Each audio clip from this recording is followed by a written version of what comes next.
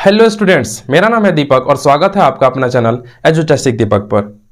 आज हम लोग पढ़ने वाले हैं प्रश्नावली 2.2 का प्रश्न संख्या पहला का तीसरा। आइए देखते हैं कि यह प्रश्न किस प्रकार है और इस प्रश्न को हम कैसे सॉल्व कर सकते हैं।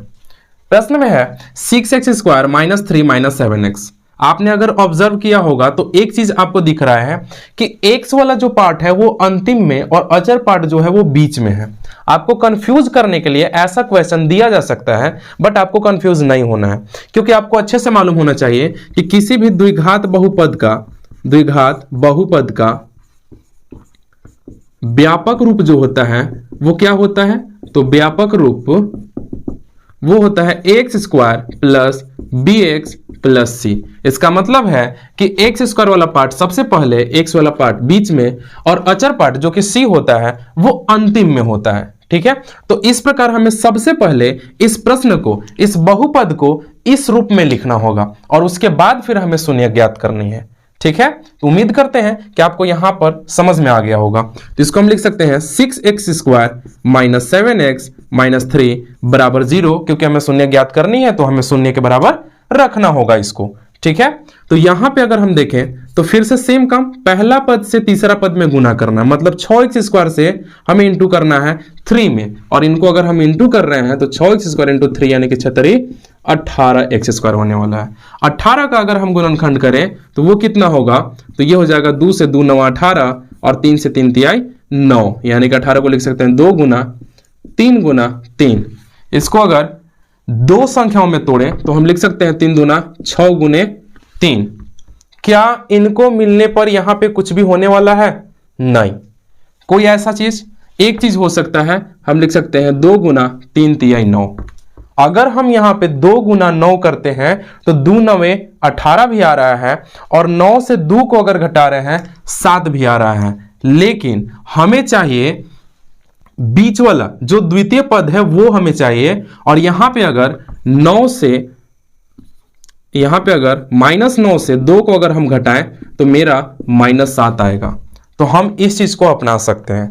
तो यहां पे हमें क्या करना है, x को दोनों में बांट देना है, अर्थात 3 पद से 4 पद को करने के लिए एक चीज हम कर सकते हैं, वो ये है कि हम लिख सकते हैं 2x - 7x - 3 = 0। अब यहां पे अगर कॉमन देखें तो x भी कॉमन है, 2 भी कॉमन है, तो हम 2x को ही निकाल लेंगे कॉमन। यहां पे बच जाएगा 3x + 1। यहां पे अगर हम कॉमन देखें तो कितना होने वाला है, सॉरी एक चीज छूट गया, यहां पे -9 होना चाहिए। ठीक है, -9x। यहां पे अगर देखें तो माइनस भी है कॉमन, 3 भी है कॉमन, तो 3 को अगर हम यहां पे लेते हैं कॉमन तो यहां पे हो जाएगा 3x, और यहां पे क्योंकि माइनस को हम ले लिए हैं कॉमन तो हो जाएगा यहां पे कितना, प्लस, और यहां पे हो जाएगा 1 बराबर कितना, 0। फिर से अगर हम देखें तो 3x + 1, 3x + 1 दोनों स्थान पे कॉमन है, तो हमें इस कॉमन को भी निकालना होगा।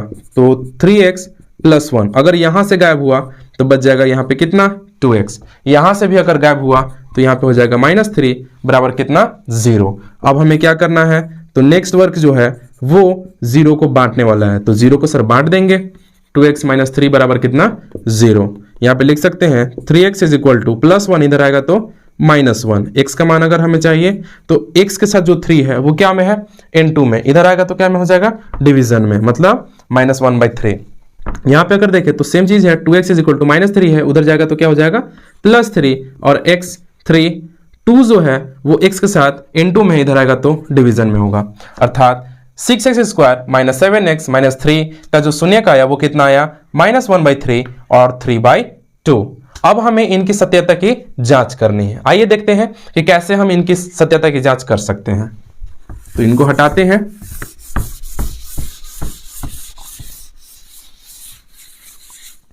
इनको अगर हटाएं तो लिखेंगे जांच। अल्फा बराबर मान लेते हैं कि -1/3 है, कितना है, -1/3, एंड देन बीटा का मान जो है वो कितना है, 3/2। लिखते हैं कि बहुपद मेरा जो है वो है 6x² - 7x + 3 बराबर 0।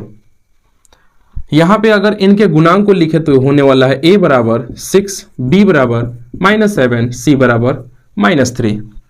हमें सबसे पहले क्या लिखना होता है, तो लिखना होता है शून्यकों का योगफल। योगफल इसका मतलब अल्फा प्लस बीटा जो कि बराबर होता है माइनस बी बाई ए के। और अल्फा प्लस बीटा करें मतलब अल्फा के स्थान पे 1/3, बीटा के स्थान पे 3/2 बराबर माइनस बी के स्थान पे -7 एंड ए के स्थान पे 6। इनको अगर लिखें तो ये होने वाला 3 और 2, 3 2 का एलसीएम 6, 3 दूना 6 -2, 2 तिया 6, 3 तिया 9 बराबर कितना माइनस माइनस +7/6। 9 में से 2 गया कितना 7, अर्थात ये दोनों भी इक्वल आ गए। ठीक है, नेक्स्ट हमें क्या करना होता है, तो शून्यकों का गुणनफल। गुणनफल इसका मतलब है कि अल्फा गुना क्या हो जाएगा बीटा, और इनको अगर हम आपस में इंटू करें तो ये किसके इक्वल होता है c/a के। अल्फा के स्थान पे कितना है -1/3, बीटा का स्थान पे 3/2 बराबर c का मान कितना है, c का मान -3 बटे a का मान कितना है 6। यहाँ पे हमें भिन्न का गुना दिख रहा है, ये 3 से 3 खत्म, मतलब यहाँ पे होने वाला -1/2। यहाँ पे अगर काटे तो 3 एकम 3, 3 दूना 6 बट माइनस में होगा तो -1/2। इस प्रकार सर ये इक्वल है। आई होप कि आपको ये प्रश्न आसानी से समझ में आ गया होगा। मिलते हैं अगली वीडियो में, तब तक के लिए धन्यवाद।